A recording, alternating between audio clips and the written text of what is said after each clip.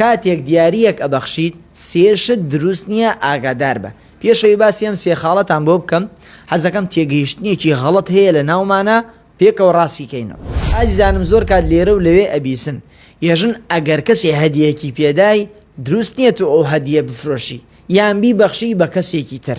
ئەها تووشتان بووە یەکی وتێتی ئەم سەعاتە جوانە نایفرۆشی، بیستوتە ناوەڵا نایفرۆشم، ئەم سەعاتە بە دیاری بۆم هاتووە، نایفرۆشم لە بەرەوەی بە دیاری بۆم هاتووە. یعنی دیارە حەزەکە بیفرۆشێ، بەڵام تازەوا تێگەیشتووە هەر شتێک بە دیاری بۆی هات دروست نییە بیفرۆشێ. ئایا ئەمە ڕاستە؟ خۆشەویستانم ئەم بابەتە ڕاست نییە، ئەم قسەیە هیچ ئەسڵێکی نییە لە دینە، بەڵکو پێچەوانەی بەڵگەی شەرعیە. وەکو لە بوخاری و مسلمە هاتووە ئیمامی عەلی کوڕی ئەبی تاڵب ڕزای خوای لێبێ فەرمێ جارێکیان ئوکەیدری کوڕی عەبدولمالک پارچە قماشێکی بە دیاری هاورد بۆ پێغەمبەرمان صلی الله علیه وسلم. پێغەمبەر صلی الله علیه وسلم لی وەرگرت، پاشان پێی فەرموون شققه خمرا بین الفواطم. ئەم بەڵگە زۆر سەریحە، ئەفەرمێت ئەم پارچە قوماشە ئەی عەلی بیکە چەند پارچەیەک و بیدە بە فاتیمەکان، بەسی فاتیمەی کچی پێغەمبەر صلی الله علیه وسلم، فاتیمەی دایکی ئیمامی عەلی و فاتیمەی کچی ئیمامی حەمزە. ئەم فەرمودە زۆر بەڕوونی ئەومان بۆ ڕوو نەکاتەوە، گەر هات و دیاریەکەت بۆ هات بە کەیفی خۆتە، مڵکی خۆتە، ئەتر دەتوانی بە کەیفی خۆت تەسەڕفی پێ بکەی، ئەی فرۆشی، ئەی بەخشی، ئەی سوتێنی، نامەی سوتێنە بۆی سوتێن، چۆن بتەوێت بە کەیفی خۆت دەتوانی مامەڵەی پێ بکەی. و باش وایە و کەسێک کە دیاریەکە بەخشێ چاوی نەخاتە سەر ئەو شتەی کەی بەخشێ، بۆ ئەوەی کابراوە ئیسراحەت سوودی لێ وەربگرێت، چی پێ ئەکات چی پێ ناکات تەداخولی نەکات. و سەبارەت بۆ سێشتەی لە کاتی دیاری بەخشینە دروست نییە.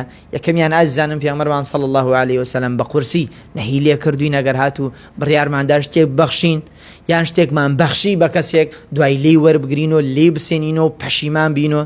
فەرموویەتی العائد في هبته كالكلب يقي ثم يرجع إلى قيئه.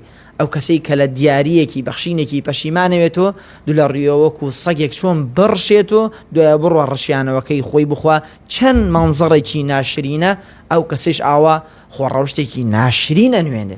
تەنیا ئەمە لە بینی چییە؟ لە بین دایک و باوک و منداڵە. ئەمە دروست ئەگەر هات و دایک و باوک شتێکیاندا بە منداڵێکیان دوای لیان سندۆ ئەمە بە تایبەت فەرمودەی لەسەر هاتووە دروستە، ئەمما غێریەوە بەڕاستی تاوانێکی قێزەونە.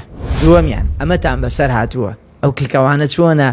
کلکەوانێکی جوانە ماشەڵڵا، باویکەمە پەنجەم کەوتە پەنجەی ویتر نەهاتۆ و نەتبینیوە، تەسبیحەکە چۆنە، سەعاتەکە چۆنە، فلان چۆنە، ئیتر ئەیوات و نایتێرێتەوە. کورە دیاری قەیچێکە بیکە دیاری و زۆر لێتەوە. پێغەمبەر صلی الله علیه وسلم نەهی لەم خۆڕەوشتە کردووە. سێمیان سنەتی پێغەمبەرمان صلی الله علیه وسلم وا بووە ئازیزانم دیاری وەرگرتووە، پێغەمبەر بووە و دیاریشی وەرگرتووە.